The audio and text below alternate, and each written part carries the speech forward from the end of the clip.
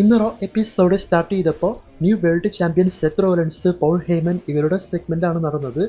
അപ്പോൾ ഈ സെഗ്മെന്റിൽ എന്താണ് പറഞ്ഞത് എന്ന് നോക്കുന്നതിനേക്കാൾ മുൻപായിട്ട് ഇന്നത്തെ റോ എപ്പിസോഡിനെ പറ്റി പറയാം. ഇന്നത്തെ റോ എപ്പിസോഡ് നല്ല ഷോ ആയിട്ടാണ് മുന്നോട്ട് പോയത്. എന്നാലും ചില മാച്ചൊക്കെ കണ്ട സമയത്ത് അത്ര സെറ്റാവാത്തത് പോലെ തോന്നിയെങ്കിലും മെയിൻ ഇവന്റ് മാച്ചോട് കൂടിയിട്ട് വേറെ ലെവലാക്കിയിട്ടുണ്ട്. അതുപോലെ ഓപ്പണിംഗ് സെഗ്മെന്റും പൊളിയായിരുന്നു. ഇനി സെത്ത് ടീം എന്താണ് സംസാരിച്ചത് എന്ന് പറയാം. അതായത് സെത്തൊക്കെ വന്നതിന് ശേഷം പോൾ ഹേമനാണ് സംസാരിക്കാൻ തുടങ്ങിയത്. അതായത് റോമൻ റെയിൻസിനെ പറ്റി കളിയാക്കി സംസാരിക്കുന്നുണ്ട്, CM പങ്കിനെ പറ്റി കളിയാക്കി സംസാരിക്കുന്നുണ്ട്. അതായത് CM പങ്ക് സമ്മർ സ്ലാമിൽ ചാമ്പ്യൻഷിപ്പ് വിൻ ചെയ്ത് അവന് നെയിം പ്ലേറ്റ് പോലും മാറ്റാനുള്ള സമയം പോലും കിട്ടിയില്ല. അപ്പോഴേക്കും 5 മിനിറ്റ് കൊണ്ട് സെത്ത് റോളൻസ് ചാമ്പ്യൻഷിപ്പ് വിൻ ചെയ്ത കാര്യത്തെപ്പറ്റിയും, അതുപോലെ CM പങ്കിന് ഇനി സെത്തിനെ വീഴ്ത്താൻ സാധിക്കില്ല, അതുപോലെ റോമൻ റെയിൻസ് വന്നാലും സെത്തിനെ വീഴ്ത്താൻ സാധിക്കില്ല, ഇവർക്ക് മാത്രമല്ല ഇവിടെയുള്ള ആർക്കും ഇനി സെത്തിനെ വീഴ്ത്താനൊന്നും സാധിക്കില്ല എന്ന ടൈപ്പിലും പോൾ ഹേമൻ പറയുന്നുണ്ട്. അതുപോലെ Bronson read brown breaker future ആണ് എന്നൊക്കെ പറഞ്ഞുകൊണ്ട് എപ്പോഴത്തെയും പോലെ സംസാരിക്കുന്നുണ്ട്. പിന്നെ ചില സമയങ്ങളിൽ പോൾ ഹേമൻ പഴയൊരു ഓർമ്മയിലേക്ക് പോകുന്നത് പോലെ റോമൻ റെയിൻസിന്റെ പേര് പറയുമ്പോൾ സെത്ത് നോക്കുന്നതായിട്ടെല്ലാം കാണിച്ചിരുന്നു. പിന്നെ പോൾ ഹേമൻ പറയുന്നത് എവിടെയാണ് ഉള്ളത്, അവരുടെ കയ്യിൽ ചാമ്പ്യൻഷിപ്പ് ഉണ്ടാകും. അതിന് ഉദാഹരണമാണ് ഇപ്പോൾ സെത്തിന്റെ കയ്യിൽ ചാമ്പ്യൻഷിപ്പ്. റോമൻ 1.5 വർഷം മുമ്പ് തോറ്റതുകൊണ്ട് ഞാൻ അവനെ വിട്ട് പോകുന്നതുകൊണ്ടും അവന്റെ കയ്യിൽ ഇനി ചാമ്പ്യൻഷിപ്പ് ഒന്നും ഉണ്ടാവില്ല. ഞാൻ ഉള്ളതുകൊണ്ടാണ് അവന് വലിയൊരു ചാമ്പ്യൻഷിപ്പ് റൺ തന്നെ ഉണ്ടാക്കാൻ സാധിച്ചത് എന്നും പോൾ ഹേമൻ പറയുന്നുണ്ട്. അപ്പോൾ ഇതുപോലെയെല്ലാം സംസാരിച്ച് പിന്നീട് സെത്താണ് സംസാരിച്ചത്. അപ്പോൾ സെത്തും ഇവരാണ് ഫ്യൂച്ചർ എന്നൊക്കെ പറഞ്ഞുകൊണ്ട് സംസാരിച്ച് സെത്ത് പറയുന്നുണ്ട് തൻ്റെ കയ്യിൽ എപ്പോഴും പ്ലാൻ എ മാത്രമല്ല ഒരു പ്ലാൻ ബി ഉണ്ട് എന്ന്. പക്ഷെ അത് എന്താണ് എന്ന് പറഞ്ഞില്ല. പിന്നീട് സെത്തിനെ ചിലർ കളിയാക്കുന്ന കാര്യത്തെപ്പറ്റി പറഞ്ഞു. അതായത് IC ക്യാമ്പിന്റെ ഹസ്ബൻഡാണ് എന്നൊക്കെ പറഞ്ഞുകൊണ്ട് സെത്തിനെ കളിയാക്കാറുണ്ട്. അതായത് സെത്തിൻ്റെ ചാമ്പ്യൻഷിപ്പ് ഇല്ല, ബെക്കി ലിഞ്ചിൻ്റെ ചാമ്പ്യൻഷിപ്പ് ഉണ്ട് എന്ന ടൈപ്പിൽ. അപ്പോൾ അവർക്കും ഇതിൽ മറുപടി കൊടുത്തിരുന്നു താനാണ് വേൾഡ് ചാമ്പ്യൻ എന്നൊക്കെ പറഞ്ഞുകൊണ്ട്. അപ്പോൾ ഇങ്ങനെയെല്ലാം സംസാരിച്ച് മുന്നോട്ട് പോകുന്ന സമയത്ത് അവിടെ LA നൈറ്റ് വന്നുകൊണ്ട് സെത്ത് റോളൻസ് കള്ളനാണ്, അല്ലെങ്കിൽ സെത്ത് റോളൻസിനെ വിശ്വസിക്കാൻ സാധിക്കില്ല, ഫേക്ക് ഇഞ്ചുറി എല്ലാം ക്രിയേറ്റ് ചെയ്തത് ചാമ്പ്യൻഷിപ്പ് വിൻ ചെയ്യാൻ വേണ്ടിയിട്ടാണ്, ആ ഒരു കാരണം കൊണ്ട് മാത്രമാണ് നീ അങ്ങനെയെല്ലാം ചെയ്തിട്ടുള്ളത്. എന്നിട്ട് LA നൈറ്റ് സെത്തിനോട് അവസാനം പറയുന്നത് സെത്തുമായിട്ട് ചാമ്പ്യൻഷിപ്പ് മാച്ച് വേണം എന്നാണ്. അപ്പോൾ തന്നെ സെത്ത് അത് അക്സെപ്റ്റ് ചെയ്തുകൊണ്ട് ഇന്ന് റോ എപ്പിസോഡിന്റെ മെയിൻ ഇവന്റിൽ നമ്മൾക്ക് മാച്ച് വെക്കാം എന്ന് പറഞ്ഞ അടുത്ത സെക്കൻഡിൽ ആ മാച്ചൊന്നും ഇപ്പൊ നടക്കില്ല, അല്ലെങ്കിൽ ഭാവിയിലേ നടക്കില്ല എന്നൊക്കെ പറഞ്ഞ് സെത്ത് അവിടെ നിന്നും പോകാൻ നോക്കും. പിന്നീട് ആഡം പിയേഴ്സ് വന്നുകൊണ്ട് ആ ഒരു മാച്ച് ഇന്ന് റോ എപ്പിസോഡിൽ ഒഫീഷ്യലാക്കി കൺഫേം ചെയ്തു. മെയിൻ ഇവന്റ് ആയിട്ട് LA നൈറ്റ് സെത്ത് റോളൻസ് ഇവർക്ക് ചാമ്പ്യൻഷിപ്പ്. അപ്പോൾ മെയിനായിട്ടുള്ള ചില കാര്യങ്ങൾ മാത്രമാണ് ഞാൻ പറഞ്ഞത്. അതിനുശേഷം ജഡ്ജ്മെന്റ് ടീം ബാക്ക് സ്റ്റേജിൽ വരുമ്പോൾ LW ടീം, അതായത് ഡ്രാഗൺ ലീ ചെന്നുകൊണ്ട് ഡൊമിനിക് മിസ്റ്റീരിയോയുമായിട്ട് ഒരു മാച്ച് വയ്ക്കുന്നുണ്ട്. അതുപോലെ AJ സ്റ്റൈൽസ് വന്നുകൊണ്ട് ഡൊമിനിക് മിസ്റ്റീരിയോട് സംസാരിക്കാൻ നോക്കുമ്പോൾ ജഡ്ജ്മെന്റ് ടീം തടയുന്നുണ്ട്. പിന്നീട് AJ സ്റ്റൈൽസ് ഞാൻ വീണ്ടും IC ചാമ്പ്യൻഷിപ്പിന് വേണ്ടി വരും എന്ന ടൈപ്പിലൊക്കെയാണ് പറഞ്ഞു വെച്ചത്. അതിനുശേഷം റുസേവ് ഷെയ്മസ് ഇവർക്ക് തമ്മിലുള്ള സിംഗിൾസ് മാച്ച് വീണ്ടും നടന്നു. അപ്പോൾ ഈ മാച്ച് മുഴുവനായിട്ടൊന്നും നടന്നില്ല. അതായത് മാച്ചിന്റെ പകുതിക്ക് വെച്ച് തന്നെ ഇവർ രണ്ടുപേരും റിങ്ങിന് പുറത്ത് പോയി ഫൈറ്റ് ചെയ്ത സമയത്ത് റഫറി മാച്ച് സ്റ്റോപ്പ് ചെയ്തു. പിന്നീട് ഇവർ രണ്ടുപേരും ഭയങ്കരമായി അറ്റാക്ക് ചെയ്ത് പല ബാക്ക് സ്റ്റേജ് സെഗ്മെന്റിലും പോയിട്ട് മാറി മാറി അറ്റാക്ക് ചെയ്യുന്നതായിട്ടും സെക്യൂരിറ്റി ടീമെല്ലാം വന്ന് പിടിച്ചു മാറ്റുന്നതായിട്ടെല്ലാം കാണിച്ചിരുന്നു. അത്തരത്തിൽ സാമി സെയിൻ ഒരു ഇന്റർവ്യൂ കൊടുത്തുകൊണ്ടിരിക്കുന്ന സമയത്ത് ഇവർ അറ്റാക്ക് ചെയ്ത് പോകുന്നതായിട്ടും, ഷാർലറ്റും അലക്സ ബ്ലസും വരുന്ന സമയത്തും ഇവർ അറ്റാക്ക് ചെയ്ത് പോകുന്നതായിട്ടും കാണിച്ചിരുന്നു ബാക്ക് സ്റ്റേജിൽ. അപ്പോൾ സാമി സെയിന്റെ ബാക്ക് സ്റ്റേജിൽ ഇവർ അറ്റാക്ക് ചെയ്ത് പോകുമ്പോൾ റുസേവ് പിടിച്ചു മാറ്റാൻ നോക്കിയ സാമി സെയിന്റെ മുഖത്തിട്ട് ഒന്ന് കൊടുക്കുന്നുണ്ട്. ശേഷം നെക്സ്റ്റ് വീക്ക് റോ എപ്പിസോഡിൽ അവർക്കും ഒരു മാച്ച് വെച്ചിട്ടുണ്ട്. അപ്പോൾ ഷെയ്മസ് റുസേവ് ഇവരുടെ സ്റ്റോറി നല്ല രീതിയിൽ സെറ്റാക്കി ഇപ്പോൾ കൊണ്ടുപോകുന്നുണ്ട്. നോക്കാം ക്ലാഷ് ഇൻ പാരീസിൽ മാച്ച് കൊടുക്കുമോ അത് അതിനു മുൻപുള്ള റോ എപ്പിസോഡിൽ കൊണ്ടുവന്ന് വെക്കുമോ എന്ന്. എൻ്റെ അഭിപ്രായത്തിൽ ക്ലാഷ് ഇൻ പാരീസിൽ ആ മാച്ച് വരണം. സമ്മർ സ്ലാമിലോ ഷെയ്മസിന് മാച്ച് കിട്ടിയില്ല, അപ്പോൾ ക്ലാഷ് ഇൻ പാരീസിലെങ്കിലും ആ മാച്ച് കിട്ടണം.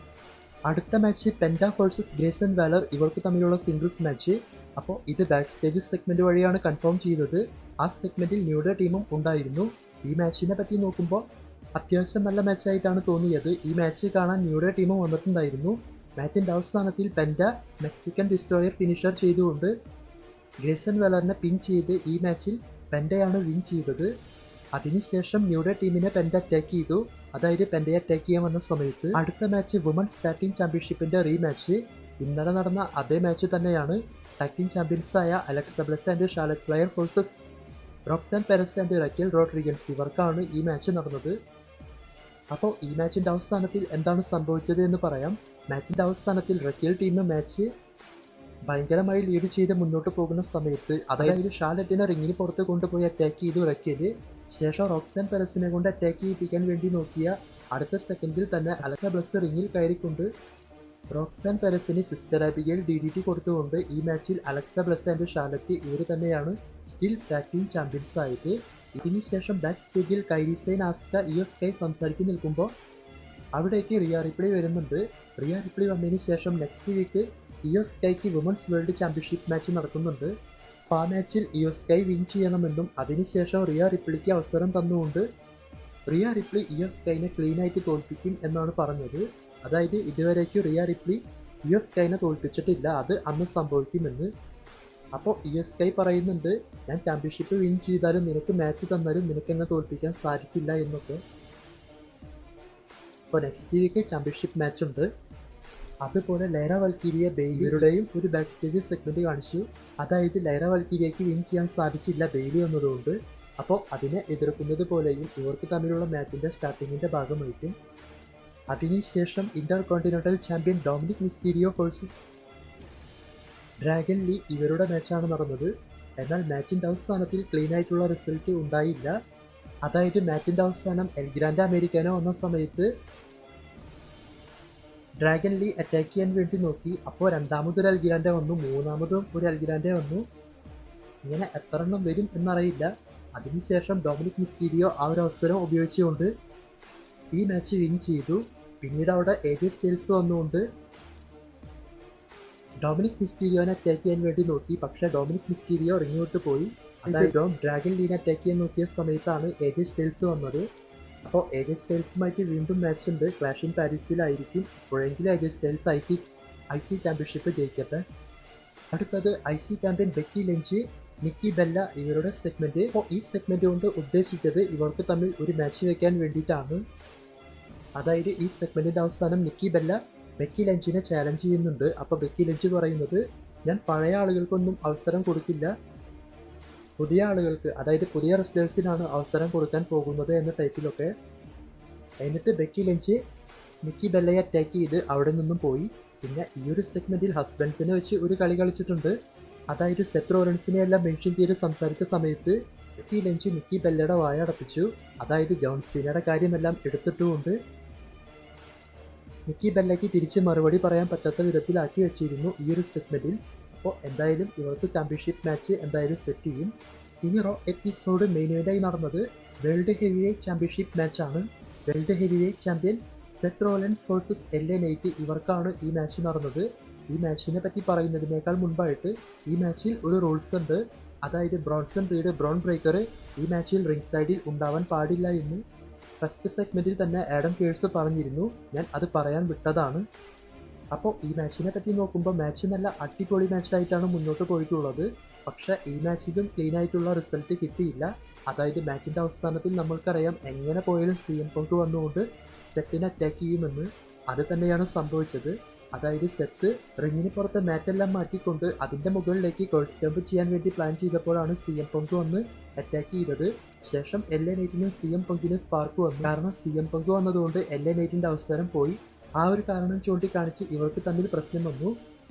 പിന്നീട് ആ ഒരു അവസരം ഉപയോഗിച്ചുകൊണ്ട് ബ്രോൺ ബ്രേക്കർ, ബ്രോൺസൺ റീഡ് എല്ലാം വന്നുകൊണ്ട് CM പങ്കിനെ സ്പീറൊക്കെ ചെയ്ത് അറ്റാക്ക് ചെയ്തു. എന്നിട്ട് രണ്ടുപേരെയും മാറി മാറി കേഴ്സ് ജമ്പൊക്കെ ചെയ്ത് സെറ്റ് ടീം മാസായി നിന്നുകൊണ്ട് എൻഡി കാർഡ് കാണിച്ച് അവസാനിപ്പിക്കും എന്ന് വിചാരിച്ചാൽ അവിടെയും ഒരു ട്വിസ്റ്റ് വെച്ചു. അപ്പോൾ അങ്ങനെ എൻഡി കാർഡ് കാണിച്ചപ്പോൾ ആരെങ്കിലും സ്കിപ്പ് അടിച്ചോ എന്നറിയില്ല. അടിച്ചവർക്ക് ഇത് നഷ്ടമായിട്ടുണ്ടാകും. അതായത് സെറ്റ് ടീം പിന്നെ എൻട്രൻസിന്റെ അവിടെ പോയി നിൽക്കുന്ന സമയത്ത് റോമൻ റെയിൻസിന്റെ തീം മ്യൂസിക് പ്ലേ ആയി.